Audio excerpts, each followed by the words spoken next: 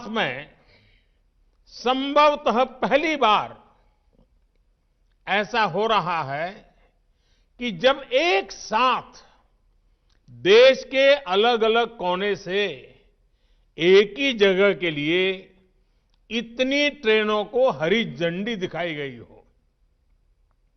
आखिर केवड़िया जगह भी तो ऐसी है। इसकी पहचान देश को एक भारत श्रेष्ठ भारत का मंत्र देने वाले, देश का एकीकरण करने वाले सरदार पटेल की दुनिया की सबसे ऊंची प्रतिमा से, स्टैच्यू ऑफ यूनिटी से है, सरदार सरोवर बांध से है। थोड़ी देर पहले चेन्नई के अलावा वाराणसी, रीवा, दादर और दिल्ली से केवड़िया एक्सप्रेस और अहमदाबाद से जन शताब्दी एक्सप्रेस केवड़िया के लिए निकली है। इसी तरह केवड़िया और प्रतापनगर के बीच भी मेमू सेवा शुरू हुई है। डभोई चांदोद रेल लाइन का चौड़ीकरण और चांदोद केवड़िया के बीच की नई रेल लाइन अब केवड़िया की विकास यात्रा में नया अध्याय लिखने जा रही है। और आज जब इस रेलवे के कार्यक्रम से मैं जुड़ा हूं तो कुछ पुरानी स्मृतियां भी ताजा हो रही है। बहुत कम लोगों को मालूम होगा कि बड़ौदा और डभोई के बीच में नैरोगेज रेलवे चलती थी। मुझे अक्सर उसमें यात्रा करने का अवसर रहता था। माता नर्मदा के प्रति मेरा एक जमाने में बड़ा विशेष आकर्षण रहता था। मेरा आना जाना होता था।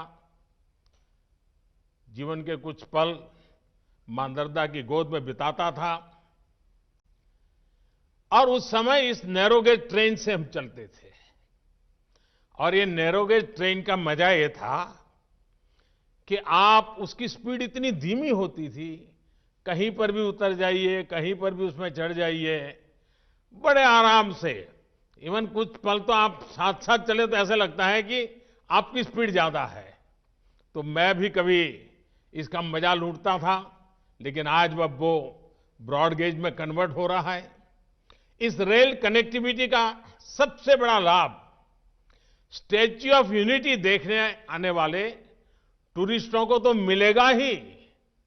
ये कनेक्टिविटी केवड़िया के आदिवासी भाई बहनों का जीवन भी बदलने जा रही है। ये कनेक्टिविटी सुविधा के साथ साथ रोजगार और स्वरोजगार के नए अवसर भी लेकर आएगी। ये रेल लाइन मां नर्मदा के तट पर बसे कर्नाली, पोइचा और गरुड़ेश्वर जैसे आस्था से जुड़े महत्वपूर्ण स्थानों को भी कनेक्ट करेगी। स्टैच्यू ऑफ यूनिटी देखने के लिए अब स्टैच्यू ऑफ लिबर्टी से भी ज्यादा टूरिस्ट पहुंचने लगे हैं। अपने लोकार्पण के बाद करीब करीब 50 लाख लोग स्टैच्यू ऑफ यूनिटी को देखने आ चुके हैं।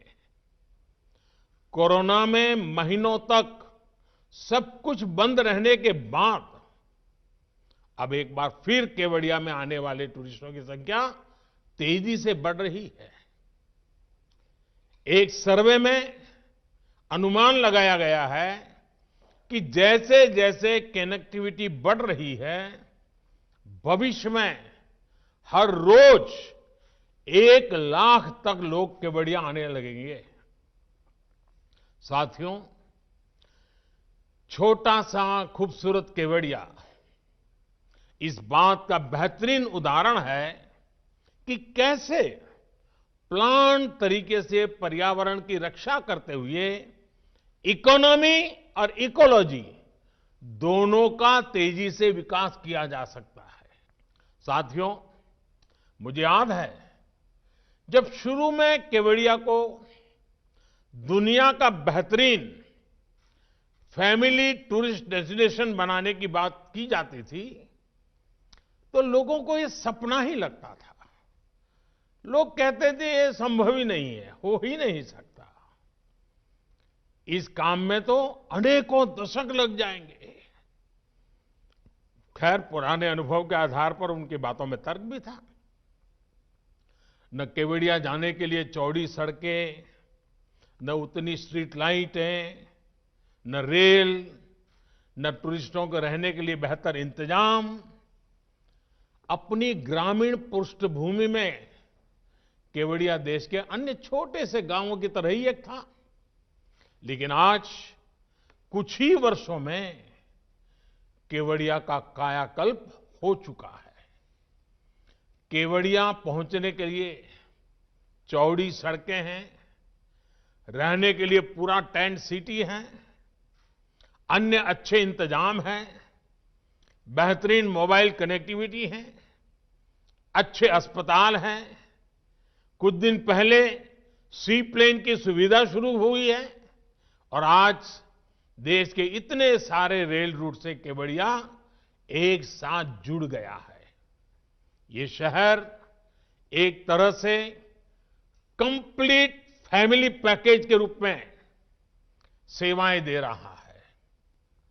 अब यहां सैकड़ों एकड़ में फैला सरदार पटेल जूलॉजिकल पार्क है, जंगल सफारी है। एक तरफ आयुर्वेद और योग पर आधारित आरोग्य वन है, तो दूसरी तरफ पोषण पार्क है। रात में जगमगाता ग्लो गार्डन है, तो दिन में देखने के लिए कैक्टस गार्डन और बटरफ्लाई गार्डन है। टूरिस्टों को घुमाने के लिए एकता क्रूज है, तो दूसरी तरफ नौजवानों को साहस दिखाने के लिए राफ्टिंग का भी इंतजाम है।